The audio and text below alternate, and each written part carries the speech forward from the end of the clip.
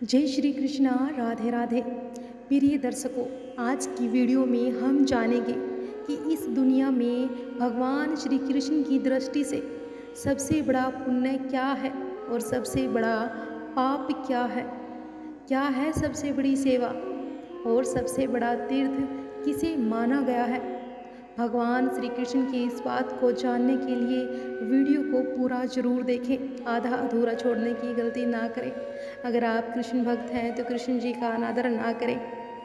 हम भगवान के बारे में केवल तब ही सोचते हैं जब उनसे कुछ चाहते हैं। जब तक हम मुश्किल में ना हो तब तक हम भगवान को याद नहीं करते हैं। जब हमें कोई बीमारी हो जाती है या हम किसी दुर्घटना का सामना करते हैं तब हम भगवान को मदद के लिए पुकारते हैं।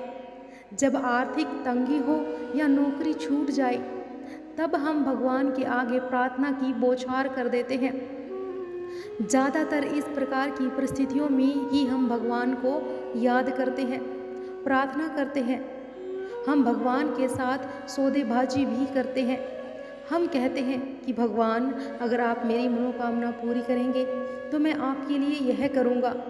आप मुझे वह दे दो तो मैं आपके लिए ऐसा करूँगा। क्या परमात्मा को वास्तव में हमसे कुछ चाहिए है? भगवान से अपनी प्रार्थना को पूरा करवाने के लिए हम उनसे सौदेबाजी ना करें, क्योंकि भगवान हमेशा इस भौतिक दुनिया का कुछ नहीं चाहते। भगवान हमसे केवल प्रेम चाहते हैं।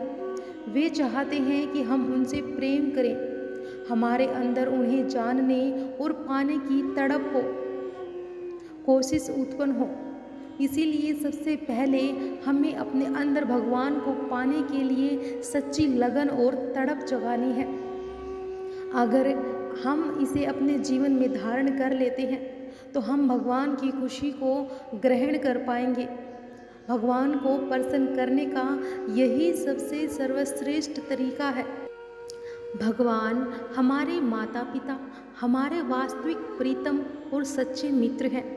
माता पिता, प्रीतम और मित्र के प्रति हमारे प्रेम का इजहार किसी भौतिक उपहार का मोहताज बिल्कुल भी नहीं है। वे केवल हमारा सच्चा प्रेम ही पाकर खुश हो जाते हैं। प्रेम ही एकमात्र भाषा है जो हमारे दिल से दूसरों के दिलों तक बहुत जल्दी पहुंच जाती है। हम किस प्रकार भगवान को अपना प्रेम दर्शा सकते हैं? ध्यान अभ्यास हमारी आत्मा को प्रेम के साथ फिर से मिलाने में मदद करता है। ध्यान अभ्यास में बैठना एक संकेत है कि हम भगवान से प्रेम करते हैं और भगवान से हम मिलना चाहते हैं। पर ध्यान अभ्यास में सिर्फ 5 मिनट बैठना ही पर्याप्त नहीं होता है। जब हम रोजाना लगन और उत्साह से भगवान को पाने के लिए ध्यान अभ्यास में बैठते हैं तब भगवान देखते हैं कि हम उनसे मिलना चाहते हैं। संत महापुरुष प्रतिदिन 2.5 घंटे दिन का 10वां हिस्सा हमें ध्यान अभ्यास में देने की हिदायत देते हैं। जब हम सच्ची लगन के साथ ध्यान अभ्यास में बैठते हैं तब हमें भगवान की दया और मदद की अवश्य मिलती है, ताकि हम अपने लक्ष्य तक बड़ी तेजी से पहुंच सके। भगवान के प्रति प्रेम दर्शाने का दूसरा तरीका है निष्काम सेवा। सारी सृष्टि भगवान की संतान है। जब हम बिना स्वार्थ से दूसरों की सेवा करते हैं तो भगवान की सेवा करते हैं। माता पिता खुश होते हैं जब लोग उनके बच्चों की मदद करते हैं। इस प्रकार जब हम किसी भी प्रकार से भगवान के बच्चों की मदद करते हैं तो भगवान प्रसन्न होते हैं। एक सबसे बड़ी चीज़ जो मनुष्य कर सकता है वह है दूसरों की सेवा करना, क्योंकि भगवान हमसे यही चाहते हैं। अगर हम अपने जीवन में इन गुणों को धारण करेंगे तो हम देखेंगे कि ऐसा करने से न सिर्फ हमारे जीवन में खुशियाँ आएंगी बल्कि इससे औरों का जीवन भी सुख और शांति से भरपूर होगा। सबसे ज़्यादा खुशी हमें इस बात की होगी कि हम वह कर रहे हैं जो भगवान हमसे चाहते हैं। अगर इस दुनिया में सबसे बड़े तीर्थ की बात करें तो गौ माता के चरणों में है, और माँ बाप के चरणों में सारे तीर्थ हैं। और वहीं सबसे बड़े भारत में गाय माँ को कहा जाता है, उसकी पूजा की जाती है। पहली रोटी गौ माता को खिलाई जाती है। यहाँ तक कि हिंदू पुराणों में धर्म को भी गौ रूप में दर्शाया गया है। भगवान श्री कृष्ण ने तो खुद गाय की सेवा की है, और उनका निवास भी गोलोक में ही माना जाता है। हर मनोकामना पूरी करने वाली कामधेनु भी गाय ही है। इस तरह गाय को इतना महत्वपूर्ण और पूजनीय माने जाने के पीछे कई कारण हैं। लेकिन क्या आपने कभी यह सोचा है कि गाय को माँ ही क्यों कहा गया है? गाय के साथ अन्य कोई रिश्ता क्यों नहीं जोड़ा गया? कई बार नवजात बच्चों के विभिन्न कारणवश माँ का दूध उपलब्ध नहीं हो पाता है। ऐसे में उसे गाय का दूध ही पिलाया जाता है। गाय का दूध ही सुपाच्य होता है और यह बेहद पोषक होता है। गाय के दूध में 16 प्रकार के मिनरल्स होते हैं।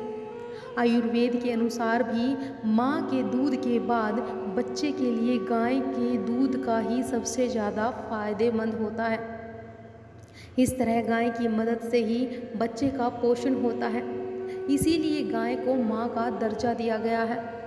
शास्त्रों के अनुसार जब ब्रह्मा जी सृष्टि की रचना कर रहे थे तो उन्होंने धरती पर सबसे पहले गाय को ही भेजा था। साथ ही गाय का ही दूध वह चीज़ होती है जो नवजात बच्चे को पिलाई जा सकती है। इसके अलावा सभी जानवरों में केवल गाय ही ऐसा जानवर है जो माँ शब्द का उच्चारण करती है। इसीलिए यह भी माना जाता है कि माँ शब्द की उत्पत्ति भी गोवंश से हुई है। हिंदू धर्मशास्त्रों के अनुसार गौ माता की पूजा करने से मनोवांछित फल की प्राप्ति होती है, घर में सुख समृद्धि आती है। जिन घरों में गाय माता रहती है वहाँ हमेशा सुख शांति रहती है। गाय की सेवा करने का सर्वश्रेष्ठ कार्य माना जाता है। साथ ही रोजाना पहली रोटी गाय को खिलाने से अपार सुख की समृद्धि होती है और सारे देवी देवता कृपा करते हैं। इतना ही नहीं, भविष्य पुराण के अनुसार गाय के सींगों में तीनों लोकों के देवी देवता विराजमान रहते हैं। गाय के गोबर में लक्ष्मी, गोमूत्र में भवानी, चरणों के अग्रभाग में आकाश और चारी देवता रंभा की आवाज़ में प्रजापति और धन में समुद्र प्रतिष्ठित है। कहते हैं कि जो मनुष्य सुबह स्नान करके गो स्पर्श करता है वह पापों से मुक्त हो जाता है। संसार के सबसे प्राचीन ग्रंथ वेद है और वेदों में भी गाय की महत्वता और उसके अंग प्रत्यंग में दिव्य शक्तियों होने का वर्णन मिलता है। गौ के पैरों में लगी हुई मिट्टी का तिलक करने से तीर्थ स्नान का पुण्य मिलता है। यानी सनातन धर्म में गौ को दूध देने वाला एक निरा पशु न मानकर सदा से ही देवताओं का प्रतिनिधि माना गया है। एक बार की बात है कि एक राजा जिसका नाम दलीप था, राजा दलीप का कोई भी पुत्र नहीं था।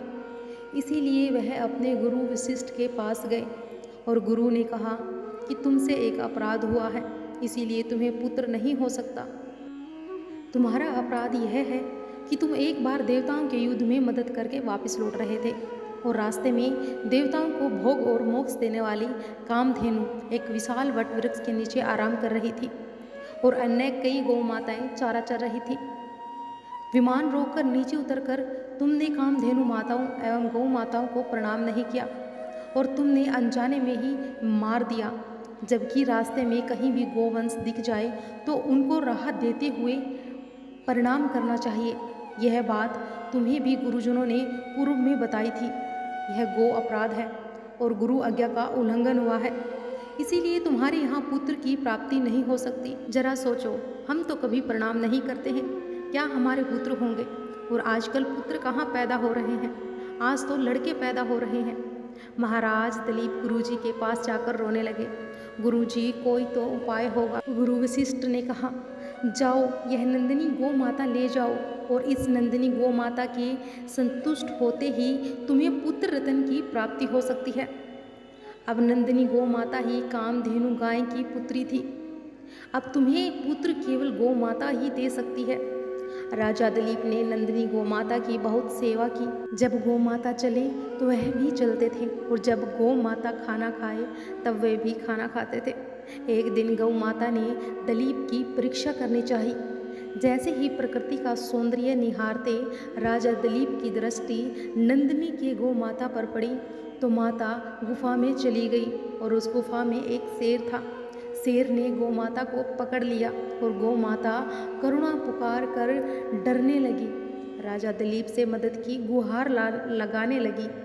याद रहे, राजा दिलीप गुरु कृपा से चर अचर सभी प्राणियों की भाषा समझ लेते थे। से ही राजा ने शेर के ऊपर धनुष बाण साधा तो उनका हाथ जहाँ था वहीं पर जम गया। वे निशक्त से हो गए, क्योंकि यह सब खेल नंदिनी गाय का था। गाय का एक रूप भगवती दुर्गा भी है। वही देव, दानव, यक्ष, किन्नर और मानवों को शक्ति प्रदान करती है। यहाँ तक कि भगवान शिव की परम शक्ति भी गौ माता ही है। जब हाथ जकड़ गया तो राजा दिलीप मुंह से ही चिल्लाए, मेरे गुरुजी की गौ माता को छोड़ दो। अरे बदले में मुझे खा जाओ, मुझे कोई दुख नहीं होगा। मगर हे सिंहराज, अपनी इस नंदिनी गाय को आघात पहुंचाया तो मैं जीते जी मर जाऊंगा। अब शेर ने कहा कि अरे तू तो एक राजा है, मुझे गाय को खाने दे, और वशिष्ठ जी को इस गाय के बदले दूसरी हजारों गायें दे देना। ऐसी बेवकूफ़ी क्यों कर रहा है? दिलीप ने कहा, नहीं, यह गौ माता को छोड़ दे और मुझे खा ले। बस मैं और कुछ नहीं जानता।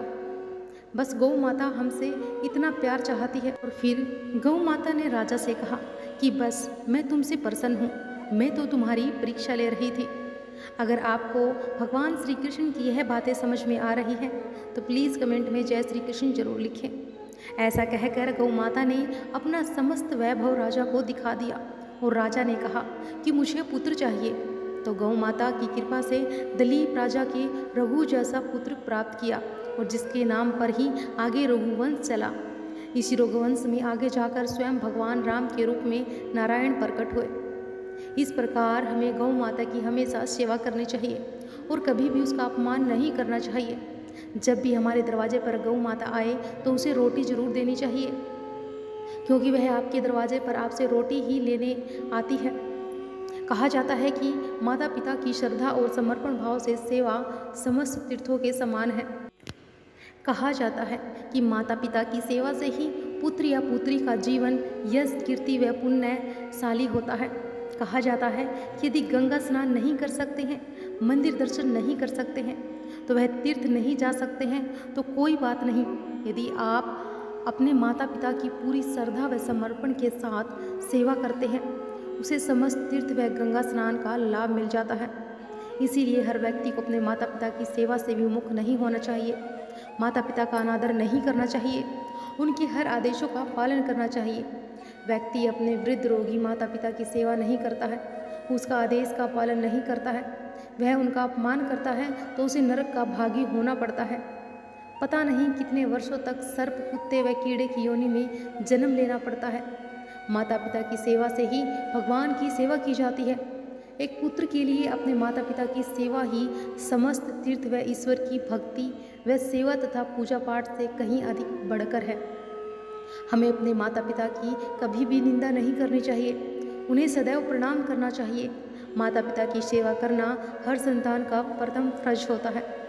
जो लोग अपने माता पिता का आदर व सम्मान करते हैं, उनकी हर छोटी बड़ी ज़रूरतों का ध्यान रखते हैं, ऐसे लोग सभी के प्रिय और देवताओं का आशीर्वाद प्राप्त करते हैं। अगर कोई 4 धाम का दर्शन करके आए, अगर माता पिता की सेवा नहीं करता है तो उसका 4 धाम जाना व्यर्थ है, क्योंकि माता पिता में भगवान वास करते हैं। जिसने माता पिता की सेवा की, उसने भगवान की सेवा की। माता के चरणों में स्वर्ग का सुख है। अगर मनुष्य को स्वर्ग तलाशना है तो वह अपने माता के चरणों में उसे खोजे। किसी भी कीमत पर माता पिता को दुखी करने वाला मनुष्य सुखी नहीं रह सकता है। इस दुनिया में अगर सुखी रहना है तो माता पिता की सेवा करनी होगी। उन्होंने कहा है कि मनुष्य में कभी भी अहम का भाव नहीं आना चाहिए। अहंकारी व्यक्ति को खुद याद नहीं रहता है कि वह क्या कर रहा है। अच्छे बुरे का निर्णय ले पाना भी उसके लिए संभव नहीं हो पाता है। मनुष्य कितना भी धनवान हो, वैभवशाली हो जाए, लेकिन उसे एक सामान्य मनुष्य की तरह जीवन जीना चाहिए। भगवान राम समर्थ होते हुए भी एक आम व्यक्ति की तरह दूसरों के प्रति सेवा का भाव रखते थे। इसीलिए उन्हें पुरुषोत्तम राम की संज्ञा दी गई है। जिस दिन मनुष्य अहंकार को त्याग देगा, उसी दिन वह महान बन जाएगा। माता पिता की सेवा सबसे बड़ा पुण्य होता है। माता पिता संसार में प्रत्यक्ष देवता हैं, इनकी सेवा ही सबसे बड़ा भजन है।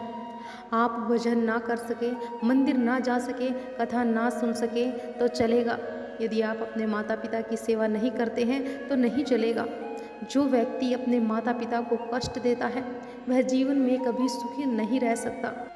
माता पिता जीवन में बस 2 ही बार रोते हैं। एक जब उसकी पुत्री विदा होती है, दूसरा जब उसका बेटा उनसे मुख मोड़ लेता है।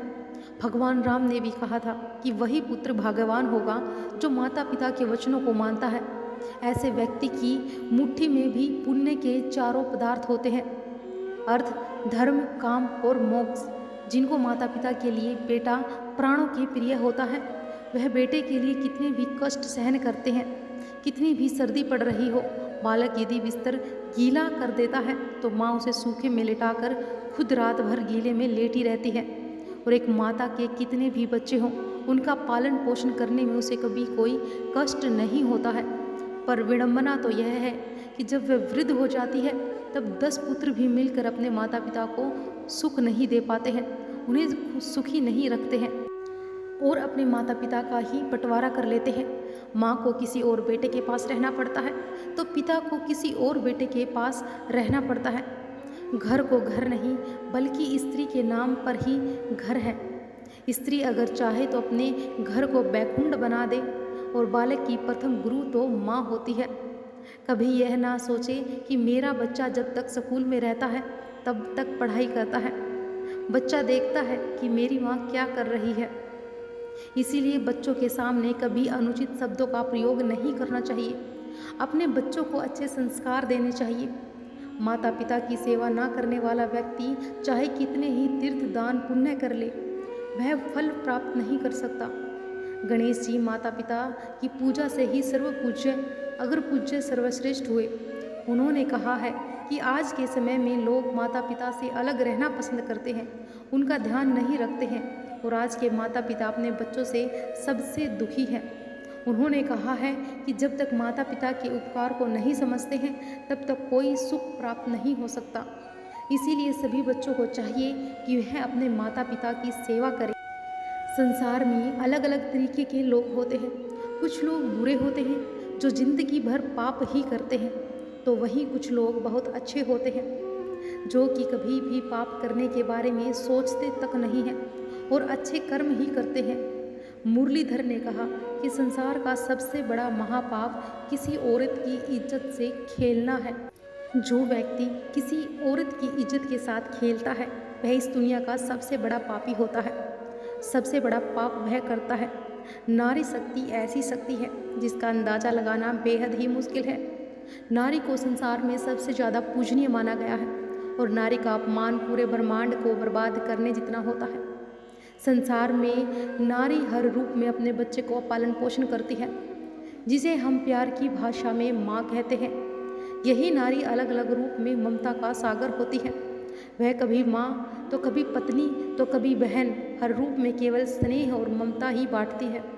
हर ग्रंथ में कहा गया है कि नारी का सम्मान करना चाहिए, अन्यथा नारी को कष्ट देने वाला व्यक्ति पता नहीं कितने पापों का भागी बनता है। मनुस्मृति में भी कहा गया है, जहाँ नारी व स्त्री की पूजा, सत्कार, मान सम्मान तथा आदर नहीं होता है, वहाँ दिव्य गुणों से युक्त मनुष्य व देवता निवास नहीं करते हैं। वहाँ सभी व्यवस्थाएं व क्रियाएं निष्फल होती है।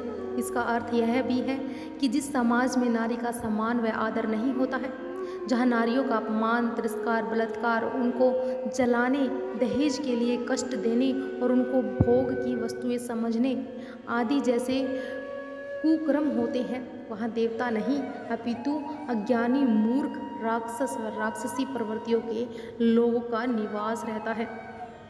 वहाँ जो भी जातक यह कुकर्म करते हैं, उन्हें जन्म जन्मांतर तक इसकी सजा भुगतनी होगी।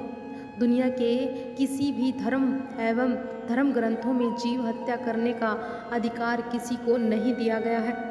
जीव को जन्म देना और उसकी मौत होना ईश्वरीय कार्य बताया गया है। जन्मे शिशु को चाहे वह कन्या हो अथवा पुत्र गर्भ में ही समाप्त कर देना जघन्य अपराध है और धर्म अनुसार महापाप भी। धर्म ग्रंथों के अनुसार महाभारत काल में योगी राज कृष्ण ने अमृत प्राप्त करने वाले गुरु द्रोणा के पुत्र अश्वत्थामा को भ्रूण हत्या के प्रयास दंड देते हुए उसकी अमूल्य धरोहर मणि छीन ली थी और जिसके अभाव में शक्ति विहीन हो गया था।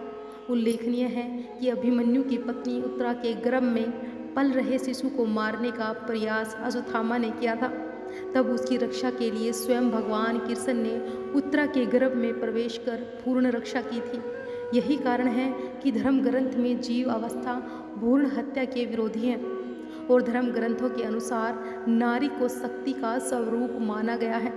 इसके लिए हर युग में महापुरुषों ने उसकी पूजा की है और नारी के अपने गर्भ से महापुरुषों के साथ साथ ईश्वरीय शक्ति को भी जन्म दिया है और यही कारण है कि नारी को जगत जननी और सृष्टि निर्माता भी कहा गया है। सृष्टि को समाप्त करने का अधिकार पृथ्वी लोकवासियों को किसी भी धर्म ग्रंथ में नहीं दिया गया है और यही कारण है कि भ्रूण हत्या पाप ही नहीं बल्कि सबसे बड़ा महापाप है। पाप के लिए मनुष्य को 100 जन्मों तक नरक के कष्टों को झेलना होता है। देखा जाए तो महाभारत युद्ध में एक से एक महापाप हुए, लेकिन क्या अश्वत्थामा का पाप इतना बड़ा था कि भगवान श्री कृष्ण ने उसने श्राप दे दिया। रामायण के मुकाबले जितना छल और पाप महाभारत में हुआ उसकी गिनती तक नहीं की जा सकती है। दोनों तरफ से छल हुए, दोनों तरफ से मरने वालों की गिनती असंख्य रही, लेकिन जितने भी लोगों की मृत्यु हुई रणभूमि में हुई और दुर्योधन दुशासन जैसे पापी और अधर्मी भी या तो जंग में मारे या फिर जंग में लगी चोटों के कारण, यानी कि सभी को स्वर्गलोक की प्राप्ति हुई है। श्री कृष्ण भगवान का कभी ऐसा समय नहीं आया जब उन्होंने पांडवों को हार से बचाने की कोशिश नहीं की। उन्होंने कई ऐसे निर्णय तक लिए जो धर्म के अनुकूल नहीं थे। श्री कृष्ण अपने संपूर्ण ईश्वरीय रूप में थे, इसीलिए वे जानते थे कि बिना छल के पांडवों अर्थात धर्म की जीत असंभव है। लेकिन यह जो कुछ भी हुआ है सब रणभूमि में हुआ है, इसीलिए इन पर बात करना व्यर्थ है। अब बात करते हैं कि भगवान श्री कृष्ण ने अश्वत्थामा को श्राप क्यों दिया था। इसके लिए आपको जानना होगा अश्वत्थामा ने आखिर पाप क्या किया था। जब महाभारत का युद्ध खत्म हो चुका था तो दुर्योधन घायल अवस्था में एक जगह लेटा हुआ था। उसके भीतर प्रतिशोध की ज्वाला भी धड़क रही थी। तभी दुर्योधन के पास अश्वत्थामा पहुंच गया। अश्वत्थामा जानता था कि दुर्योधन की कुछ ही सांसें शेष बची है। दुर्योधन ने अश्वत्थामा से कहा कि वह मरने से पहले पांडवों की मृत्यु देखना चाहता है। अश्वत्थामा दुर्योधन का बहुत ही घनिष्ठ मित्र था, बिल्कुल कर्ण की तरह। अश्वत्थामा ने दुर्योधन को वचन दिया कि वह 5 पांडवों का अंत कर देगा। यह बोलकर अश्वत्थामा पांडवों के कक्ष की ओर चुपके से चला गया। जब वह पांडवों के कक्ष में गया तो देखा कि 5 पांडव सो रहे थे। क्योंकि रात का समय था इसीलिए किसी का चेहरा नहीं दिख रहा था। अश्वत्थामा ने उनकी गहरी निद्रा का फायदा उठाते हुए सभी को मार दिया। इसके अलावा श्रीखंडी और धृष्टद्युम्न की भी छल से हत्या कर देता है।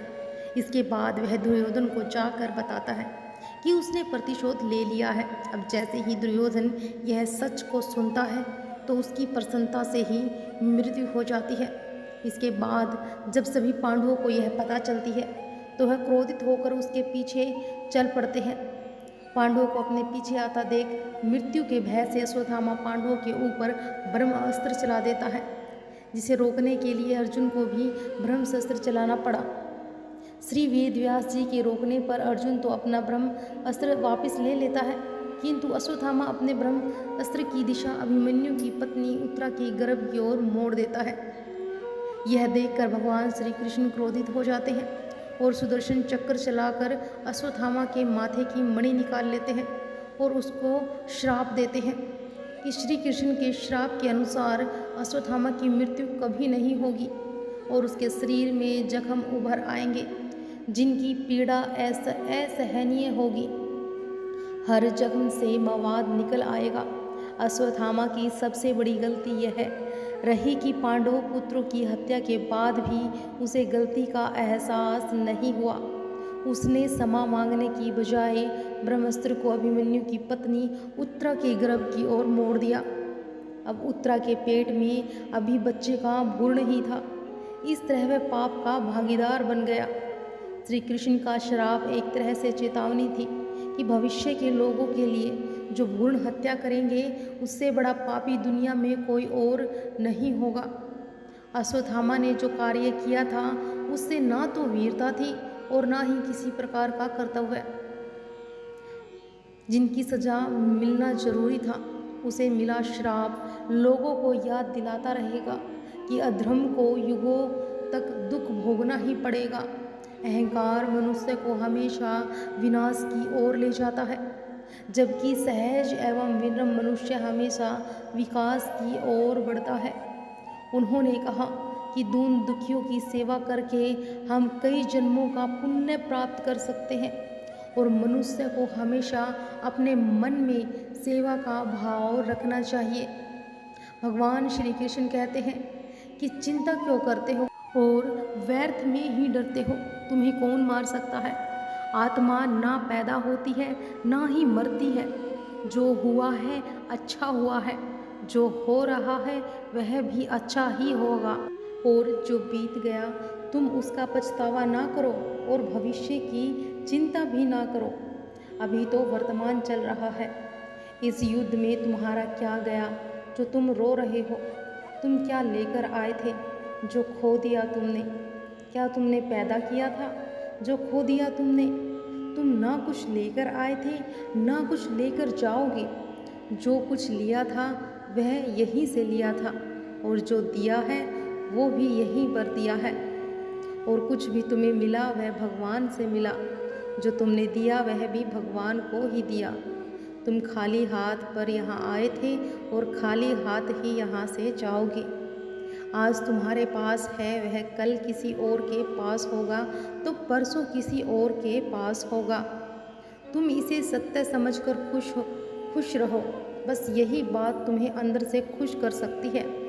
परिवर्तन ही तो संसार का नियम है। जिसे तुम मृत्यु समझते हो वही तो एक नया जीवन है। इस संसार में तुम एक ही क्षण में अरबों के स्वामी बन जाते हो और वहीं दूसरे पल दरिद्र बन जाते हो।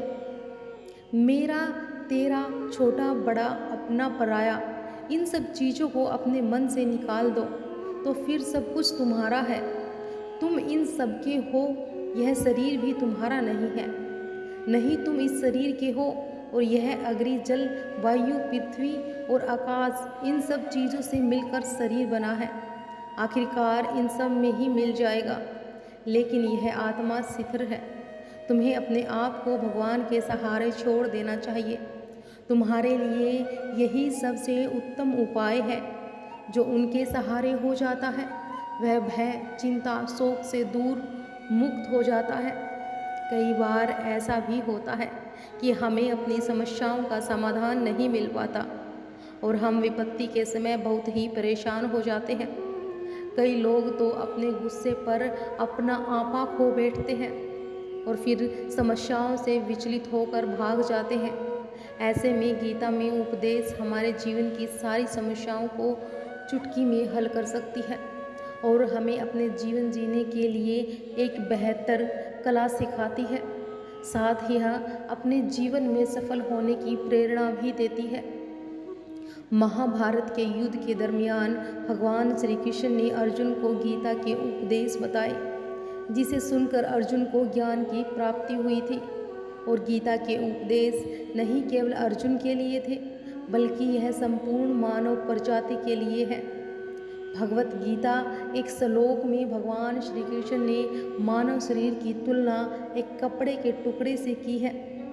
मतलब मनुष्य शरीर एक ऐसा कपड़ा है जिसे आत्मा अपने हर जन्म में बदलती रहती है। इसका मतलब मनुष्य का शरीर आत्मा के लिए एक अस्थायी वस्त्र की तरह है जिसे उसे अपने हर जन्म में बदलना होता है। गीता का यह उपदेश हमें सिखाता है कि हमें मनुष्य की आत्मा से प्यार करना चाहिए, उनकी पहचान उनकी आत्मा से करनी चाहिए। हमें मनुष्य के शरीर से आकर्षित नहीं होना चाहिए। मनुष्य के भीतर मन को समझना ही उचित होता है। जो लोग मनुष्य के शरीर से ही केवल प्यार करते हैं, ऐसे लोगों के लिए गीता का उपदेश बहुत कुछ सिखाने वाला साबित हो सकता है। गीता के इस उपदेश में भगवान श्री कृष्ण ने बताया है कि इंसान को जन्म मरण के चक्र के बारे में जान लेना चाहिए, क्योंकि मनुष्य के जीवन का एकमात्र सच जो है वह है मृत्यु। क्योंकि जिस भी इंसान ने इस दुनिया में जन्म लिया है, उसे एक ना एक दिन इस संसार को छोड़कर जाना ही पड़ेगा। यही इस दुनिया का अटल सत्य है। लेकिन इस बात से भी नकारा नहीं जा सकता कि हर इंसान अपनी मौत से भयभीत रहता है। इसीलिए मनुष्य को जीवन की अटल सच्चाई को जान लेना चाहिए और अपनी वर्तमान की खुशियों को भी खराब नहीं करना चाहिए। भगवान श्री कृष्ण ने बताया है कि क्रोध से मनुष्य को भ्रम पैदा होता है और भ्रम में वह अपनी बुद्धि का विनाश कर बैठता है। क्रोध में जब मनुष्य की बुद्धि काम नहीं करती है, तब मनुष्य का तर्क वितर्क करने की क्षमता नष्ट हो जाती है। व्यक्ति का वही नाश हो जाता है। इसी तरह हर एक व्यक्ति को अपने गुस्से पर काबू करना सीखना चाहिए। मनुष्य गुस्से में कई बार ऐसे काम कर देता है जिससे उसको बाद में जाकर हानि का सामना करना पड़ता है।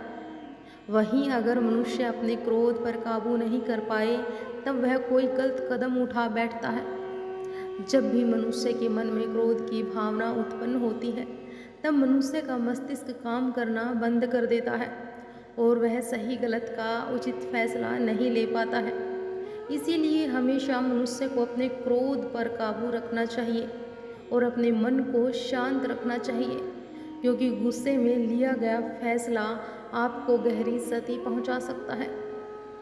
भगवान श्री कृष्ण ने गीता के सार में यह भी बताया है कि कोई भी व्यक्ति अपने कर्मों को नहीं त्याग सकता, जिसका मतलब है व्यक्ति साधारण समझ के साथ अपने कर्मों में लगे रहते हैं। उन्हें अपने कर्म से हटना या त्यागना नहीं चाहिए, क्योंकि वह ज्ञानवादी नहीं बन सकते।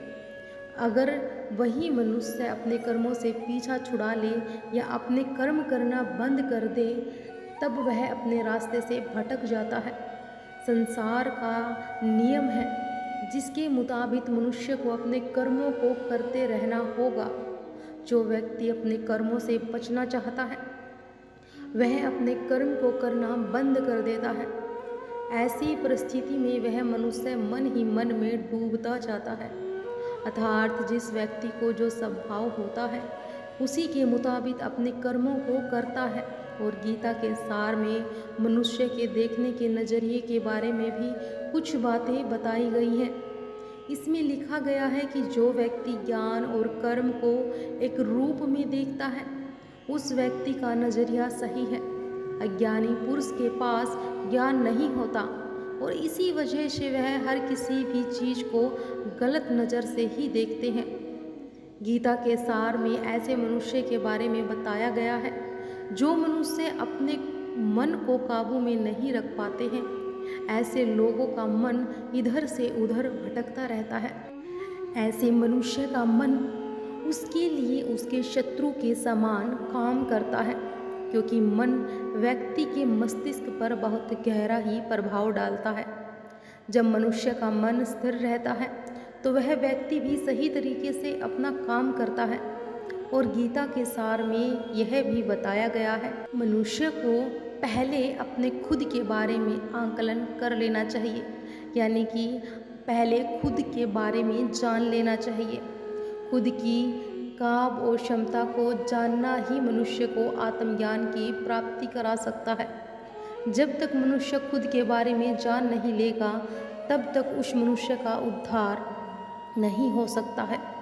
श्री भगवद गीता में श्री कृष्ण ने यह भी बताया है कि हर मनुष्य को अपने आप पर पूरा भरोसा होना चाहिए, क्योंकि जो लोग खुद पर विश्वास करते हैं वह अवश्य ही सफलता प्राप्त करते हैं। ऐसा भी बताया गया है कि जो व्यक्ति जैसा विश्वास करता है आखिरकार वैसा ही बन जाता है। जो मनुष्य अपना कर्म नहीं करते और पहले से ही अपने कर्म का परिणाम के बारे में सोचने लगते हैं, ऐसे लोगों के लिए गीता का यह सार बहुत ही सीख देने वाला साबित हो सकता है। भगवान श्री कृष्ण ने इस उपदेश में बताया है, मनुष्य को कर्मों को करते रहना चाहिए। यह नहीं सोचना चाहिए कि इस कर्म का क्या परिणाम उनको प्राप्त होगा, क्योंकि कर्म का फल तो हर एक इंसान को मिलता है। इसीलिए मनुष्य को चिंता ना करके अपने कर्मों पर ध्यान देना चाहिए और ऐसा करने पर वह अपने किसी भी काम को सच्चे मन से करते हुए नजर आएंगे। मनुष्य के जीवन में सुख और दुख दोनों ही स्थिति का अनुभव होता रहता है। सुख की स्थिति में मनुष्य ज़्यादा ही प्रसन्न हो जाता है, तो वहीं दुख की स्थिति में मनुष्य निराश महसूस करता है। इसीलिए सुख और दुख दोनों ही स्थिति में मनुष्य को अपने मन पर काबू रखकर उसे स्थिर ही रखना योग्य कहलाता है।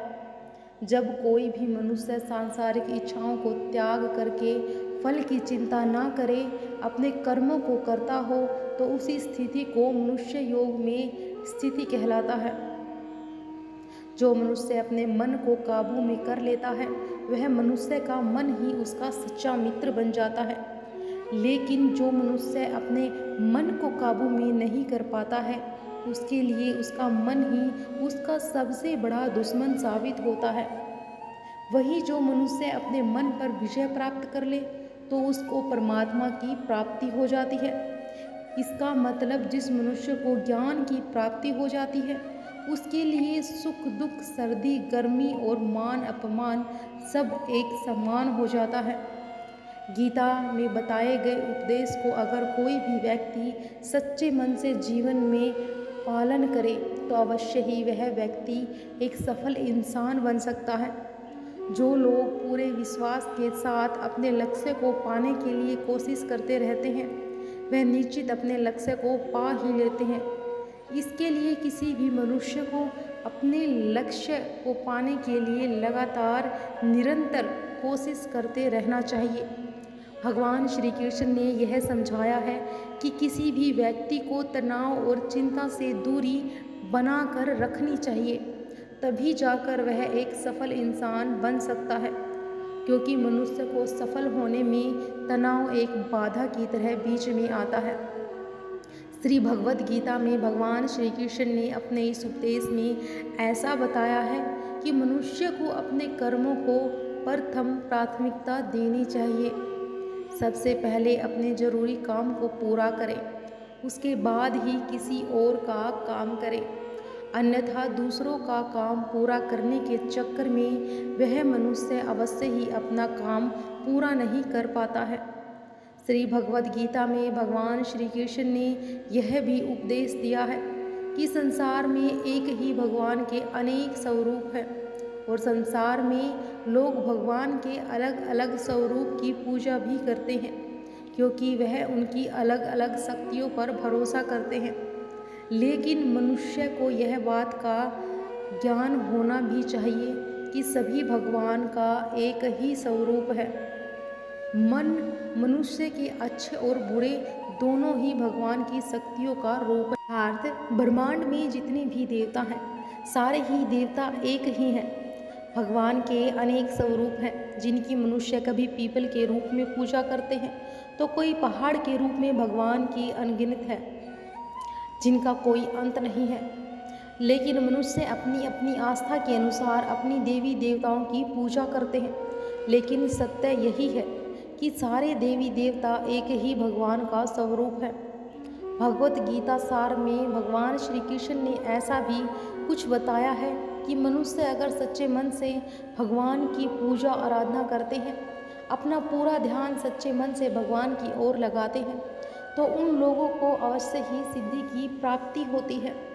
भगवान श्री कृष्ण कहते हैं कि जो मनुष्य अपने शरीर की सभी इंद्रियों पर काबू पा लेता है और सुख और दुख की परिस्थितियों में समान भाव से रहता है और संसार के सभी प्राणियों के हित में लगा रहता है, ऐसे मनुष्य को ईश्वर की कृपा हमेशा बनी रहती है। जो मनुष्य अपने सभी काम मन में लगाकर अपना कार्य करते हैं, वह छोटे से छोटे कार्यों में भी खुशी को ढूंढ ही लेते हैं। वह लोग निश्चित ही अंत में सफलता प्राप्त करते हैं। वहीं दूसरी तरफ ऐसे मनुष्य भी होते हैं जो अपने काम को बस एक बोझ समझकर बस पूरा कर देना चाहते हैं। अपने किसी भी काम को पूरा सही ढंग से नहीं करते हैं, तो ऐसे मनुष्य हमेशा अपने जीवन में पीछे रह जाते हैं। भगवत गीता में भगवान श्री कृष्ण ने बताया कि मनुष्य के लिए किसी भी चीज़ की अधिकता उनके लिए हानिकारक साबित हो सकती है, या किसी भी प्रकार की अधिकता हो सकती है। कड़वाहट हो या फिर मधुरता, खुशी हो या गम हो, हमें कभी भी किसी चीज़ की अति करना नहीं चाहिए, क्योंकि यह हमारे लिए नुकसानदायक साबित हो सकती है। जीवन में संतुलन बनाए रखना बहुत ज़रूरी है। जब तक मनुष्य अपने जीवन में संतुलन नहीं बनाएगा, तब तक मनुष्य अपने जीवन को खुशी से व्यतीत नहीं कर सकता है। इसीलिए मनुष्य को अपने जीवन में किसी भी चीज़ को ज़्यादा करने से बचना चाहिए और जीवन में संतुलन बनाए रखना चाहिए।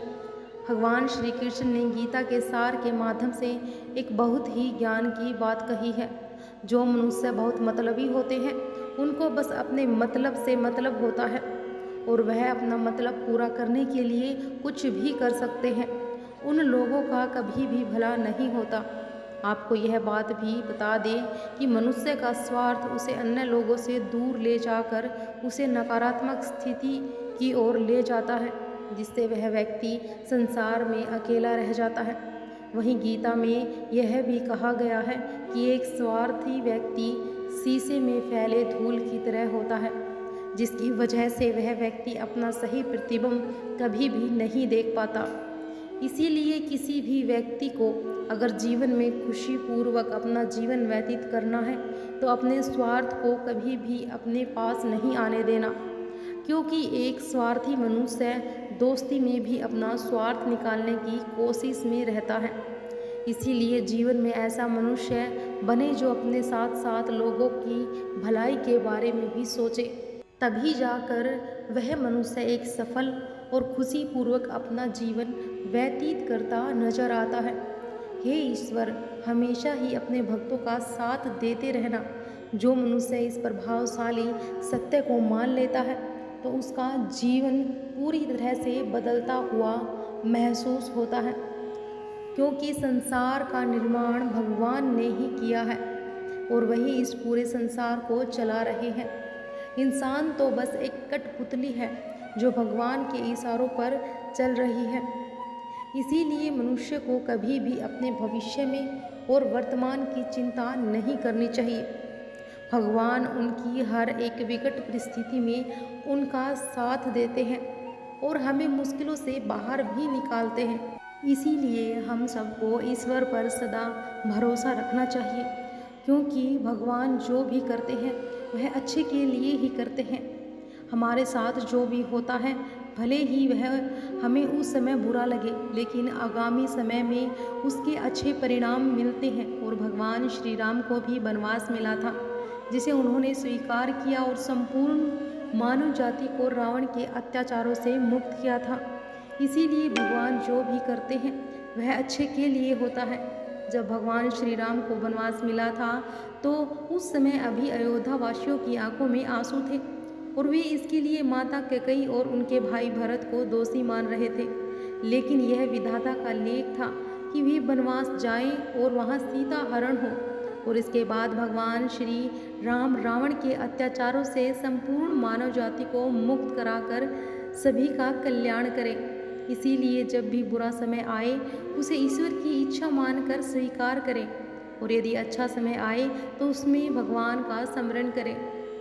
भगवत गीता के इस सार में ऐसे मनुष्य के बारे में बताया गया है जो लोग सदैव ही हर एक परिस्थिति में सत्य पर संदेश की आदत रखते हैं और ज़रूरत से ज़्यादा शक करते हैं। ऐसे लोगों के बारे में भगवान श्री कृष्ण ने ऐसा कहा है कि पूर्ण सत्य की खोज यह हमेशा संदेह करना मनुष्य के दुख का कारण बनती है। शक करना एक ऐसी आदत है जो मजबूत से मजबूत रिश्ते को भी खतरे में डाल देती है। वहीं जिज्ञासा होना एक अलग बात है, लेकिन पूरी तरह से सत्य की खोज या फिर संदेह करना उसको दुख प्रदान करती है। और शक करने वाले इंसान के पास अंत में पछतावे के अलावा कुछ भी नहीं रहता है। महाभारत के युद्ध के दरमियान भगवान श्री कृष्ण द्वारा दिए गए गीता उपदेश को लोग अगर अपने जीवन में उतारते तो आप निश्चित ही जीवन में सफल हो सकते थे।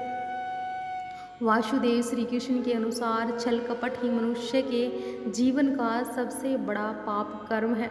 श्री कृष्ण कहते हैं कि व्यक्ति काम, लोभ, क्रोध तीनों के वश में होकर पाप करता है। जीव हत्या सबसे बड़ा पाप, अनावश्यक हरे पेड़ों के काटना भी पाप। श्री कृष्ण कहते हैं कि मनुष्य जिस भावना से अपना कर्म करता है उसी के हिसाब से वह पाप और पुण्य में बदलता है। वासुदेव श्री कृष्ण के अनुसार छल कपट ही मनुष्य के जीवन का सबसे बड़ा पाप कर्म है। श्री कृष्ण कहते हैं कि व्यक्ति काम, लोभ, क्रोध तीनों के वश में होकर पाप करता है। लालच और कुछ नहीं है बल्कि उसकी तीव्र इच्छा का ही परिणाम है, जबकि क्रोध एक तरह की कुंठित इच्छा है। इसीलिए श्री कृष्ण वासना या तीव्र इच्छा को ही सभी बुराइयों की जड़ बताते हैं।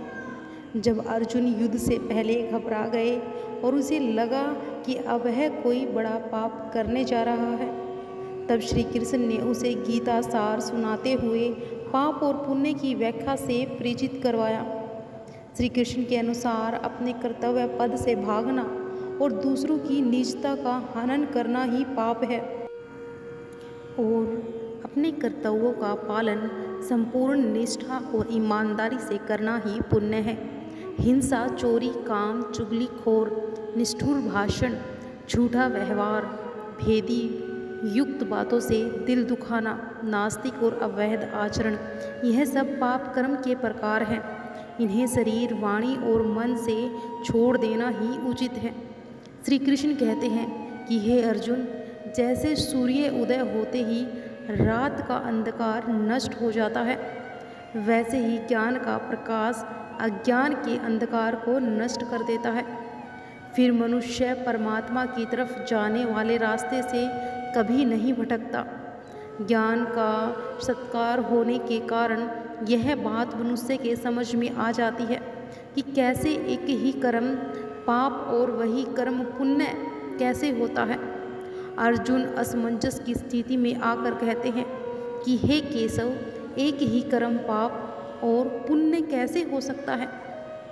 तब श्री कृष्ण अर्जुन से कहते हैं, मान लो कि एक मनुष्य किसी कमज़ोर बूढ़े मनुष्य का धन लूटने के लिए उसकी हत्या कर देता है, तो वह क्या है। अर्जुन कहते हैं कि यह तो पाप है। और यदि एक दुष्ट मनुष्य किसी अबला स्त्री के सम्मान का हनन कर रहा है और उस अबला की रक्षा के लिए यदि किसी ने उस दुष्ट की हत्या कर दी तो वह क्या होगा। अर्जुन कहते हैं कि यह तो स्पष्ट है कि किसी असहाय स्त्री की रक्षा करना पुण्य ही होगा। यह सुनकर श्री कृष्ण कहते हैं, तुमने स्वयं ही अपने प्रश्न का उत्तर दे दिया है। पार्थ इसको और अधिक समझाते हुए श्री कृष्ण कह रहे हैं कि यह पर कर्म तो वही रहा, किसी की हत्या करना, परंतु उस कर्म के पीछे भावना क्या है, करने वाले की मनसा क्या है। इसी फर्क की वजह से एक ही कर्म पाप भी हो सकता है और पुण्य भी हो सकता है। श्री कृष्ण अर्जुन से कहते हैं, मनुष्य जिस भावना से अपना कर्म करता है उसी के हिसाब से वह पाप और पुण्य में बदलता है। कर्म के इस ज्ञान के द्वारा मनुष्य को कर्म, अकर्म और विक्रम का अर्थ पता चल जाता है। श्री कृष्ण के अनुसार मनुष्य धरती पर रहकर जो भी अच्छे या बुरे कर्म करता है उन सभी कर्मों का लेखा जोखा मृत्यु के बाद किया जाता है। उसके अनुसार ही उसे सजा और पुनर्जन्म मिलता है। ईश्वर की दृष्टि में जो आपके अच्छे कर्म होते हैं उसे पुण्य कहा जाता है और जो बुरे कर्म होते हैं उन्हें पाप कहा जाता है। इसीलिए कहते हैं कि श्री कृष्ण, यदि कोई मनुष्य धर्म और मर्यादा की रक्षा के लिए क्रोध करे तो वह क्रोध भी पुण्य बन जाता है।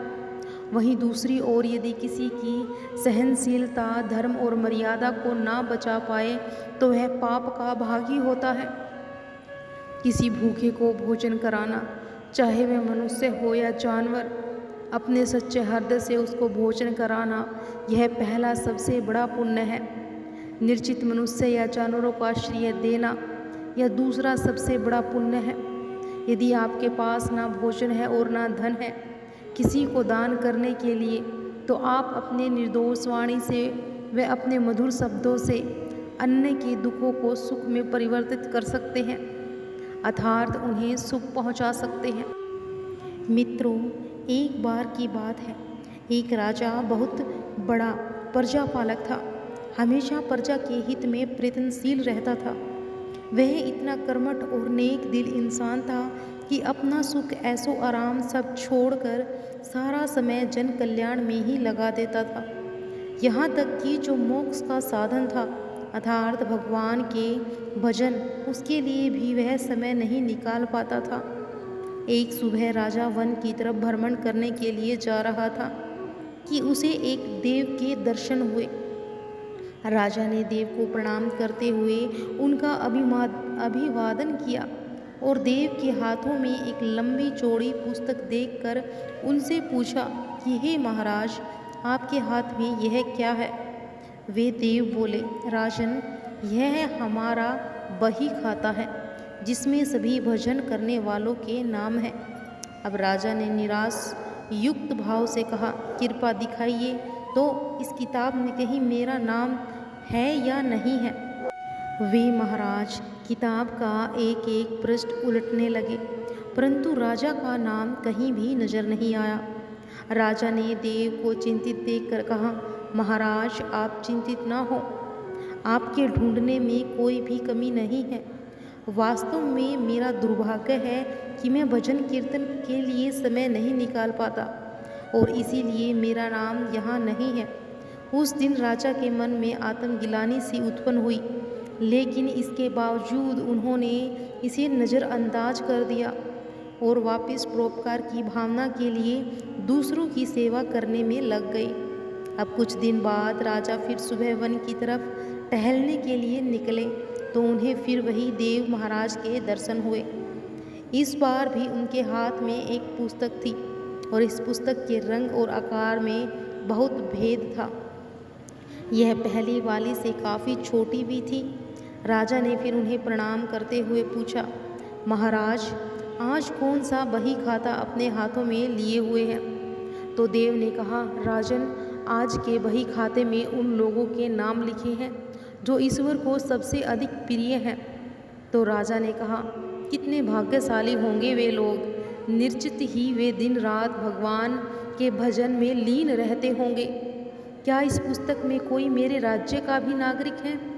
तो देव महाराज ने बही खाता खोला और यह क्या, पहले पन्ने पर पहला नाम राजा का ही था। अब राजा ने आश्चर्यचकित होकर पूछा कि महाराज, मेरा नाम इसमें कैसे लिखा हुआ है? मैं तो मंदिर भी कभी कभार ही जाता हूँ। देव ने कहा, राजन, इसमें आश्चर्य की क्या बात है? जो लोग निष्काम होकर संसार की सेवा करते हैं, जो लोग संसार के उपकार में अपना जीवन अर्पण करते हैं, जो लोग मुक्ति का लोभ भी त्याग कर प्रभु की निर्बल संतानों की सेवा सहायता में अपना योगदान देते हैं, उन त्यागी महापुरुषों का भजन स्वयं ईश्वर करता है। हे राजन, तू मत पछता कि तू पूजा पाठ नहीं करता, लोगों की सेवा कर, तू असल में भगवान की ही पूजा करता है।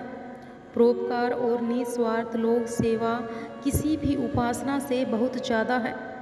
कर्म करते हुए 100 वर्ष जीने की इच्छा करो तो कर्म बंधन में लिप्त हो जाओगे।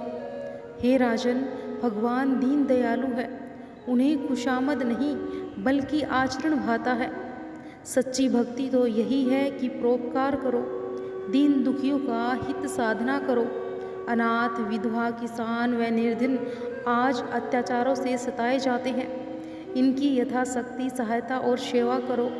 और यही परम भक्ति है। राजा को आज देव के माध्यम से बहुत बड़ा ज्ञान मिल चुका था और अब राजा भी समझ गया कि परोपकार से बड़ा कुछ भी नहीं है। जो परोपकार करते हैं वही भगवान के सबसे प्रिय होते हैं। तो हे मित्रों, जो व्यक्ति निस्वार्थ भाव से लोगों की सेवा करने के लिए आगे आते हैं, परमात्मा हर समय उनके कल्याण के लिए प्रयत्न करते हैं। हमारे पूर्वजों ने भी कहा है कि परोपकार पुण्य भवति, अर्थात दूसरों के लिए जीना, दूसरों की सेवा को ही पूजा समझकर कर्म करना, परोपकार के लिए अपने जीवन को सार्थक बनाना ही सबसे बड़ा पुण्य है। और जब आप भी ऐसा करोगे तो स्वतः ही आप वह ईश्वर के प्रिय भक्तों में शामिल हो जाओगे।